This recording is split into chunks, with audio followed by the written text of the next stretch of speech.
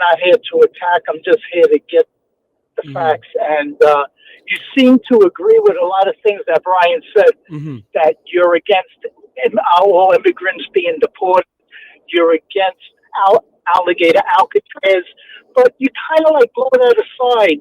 And then you kind of, I don't know if you know, but you blow away the fact that he had dinner with a Nazi. You blew away the fact that the KKK endorses him. You blow away the fact that the Oath Keepers and Proud Boys endorse him. So I want to ask you a question, Cyrus. I want to ask you one question, very simple, and I don't want to hear a slogan. And I'll hang up and listen to your answer. What policies do you like about Donald Trump? And I don't want to hear slogans. Thanks for the opportunity. Thank you, Mark. I think that some people voted for him not because they liked his policies, but because they wanted a better candidate for 28. Because they knew that, well, that 20 candidate we had last year wasn't as good, so it's better to just make sure she doesn't win, and then we get a better candidate, and we may be better off long run. I think that was part of the logic. See, not every Trump supporter is the same. There's different shades of red. I think there are some people who are light pink. So I think that... Do you have policy? I think he had asked you, what are the policies you like? Well, like I said, just like I said, Piers Morgan brought up the border apprehensions much down. I think that is, that is the record. That is the data. I can't say that data is a lie. So I have to give him credit where it's due. Even though people are not getting due process in this country. Like I said, I have to look at every case. I have to see what's going on. I cannot comment on something just because somebody tells me something. Well, I have to look at what's going on. The Trump administration has admitted that they've sent people to El Salvador prisons because they had tattoos.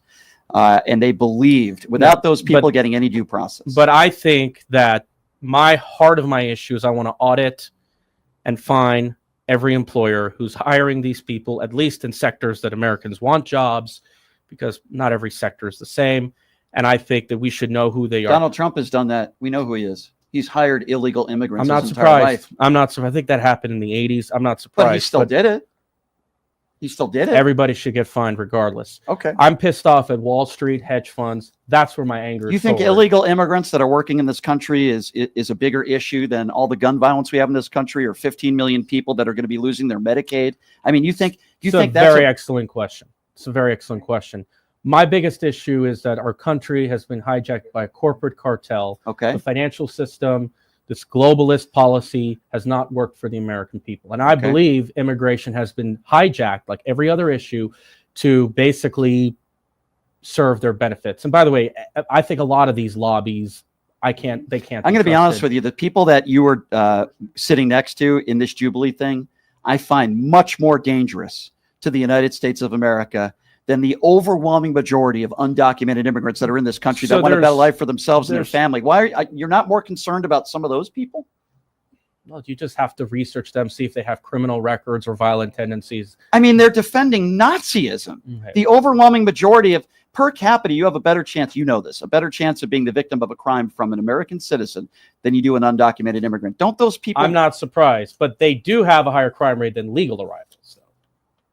Legal arrivals versus non-legal. So there's still a difference. Per capita, if you're undocumented in this country, you have a better chance of being the victim of a crime from an American citizen than an undocumented immigrant, which means... I've seen the data. Yeah. I've seen the data. So the idea that these people But the legal arrivals, that's what I was getting to. But there's two reasons that bothers me. No, that's not the legal arrivals. If you're undocumented in this country, you still have a better chance of being the victim of a crime from an American citizen. Those are the stats put forth by the FBI. I'm a foreign-born that came in legally. Okay. That's what I was talking about. Okay, understood.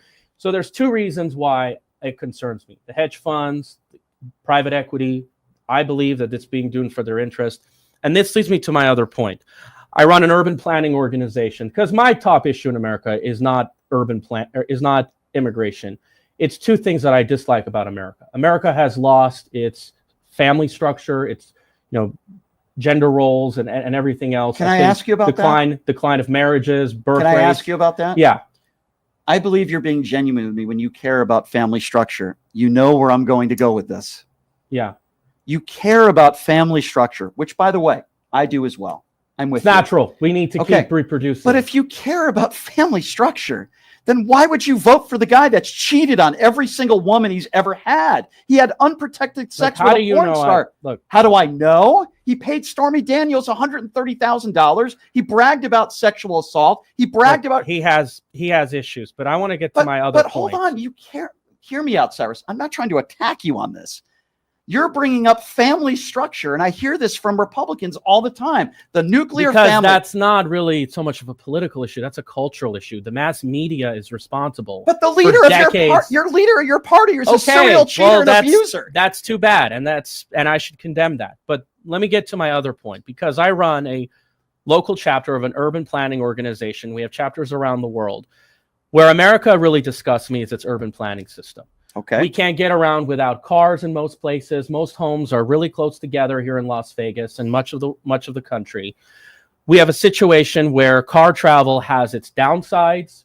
We can't walk down the street to do our errands like we used to in the old cities. You go to other countries, especially in the older areas. You care about our roads. You care about our roads. You care about construction. You care about bridges. Is that a fair characterization? Yes. Okay. Yes. Our urban planning is a disaster. And I think until we fix the situation, we should not bring people into our country. What did Donald Trump say back in the 2016 election when he was president for 4 years about a bipartisan infrastructure bill? What did he say? I don't remember. He said he was going to do it. What happened? Don't remember. He didn't do it. You know who did? Joe Biden. He put together a bipartisan infrastructure bill, something that Donald Trump promised he would do for the American people. And if we want to talk about promises and you care about it, I will give him credit for the Bright Line train. Well, I mean, he put together the bipartisan infrastructure bill, and Trump was the guy that said he was going to build a wall and Mexico was going to pay for it.